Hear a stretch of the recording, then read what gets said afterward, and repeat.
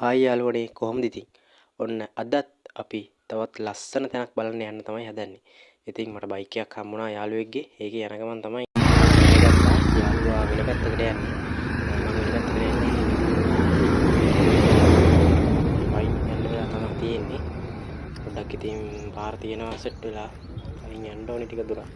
අපේ ඉතින් වගාවන් හොඳට සරසාර වෙලා කියලා පේනවා. ඉතින් කොහොමද ගොයම් කහ පාටට පැහිලා තමයි තියෙන්නේ දැන් හොඳට.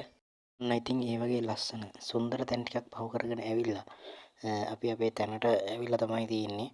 ඉතින් මේ දිය ඇල්ල තියෙන්නේ කොටස් තුනක් වගේ වශයෙන්. ඒ කියන්නේ එක කොටසක් පාරට වේනවා. අනික මැදින් තියෙනවා. උඩ එක තමයි හැංගිලා තියෙන තැන තියෙන්නේ.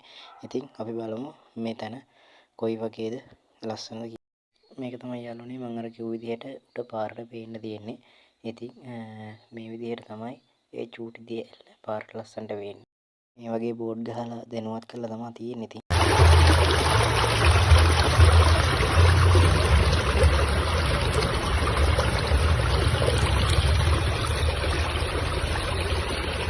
එහෙනම් අපි දැන් මේ පොඩි දිය ඇල්ල බලලා ඉවරලා ලොකු දිය ඇල්ල බලන්න යන්න තමයි හදන්නේ.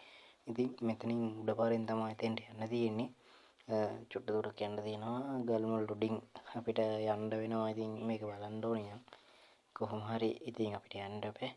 ඒ හින්දා මේ විදිහට අපි මේ ගල්මුල් උඩින් යනවා. මේ තමයි රචනාව දිය ඇල්ල.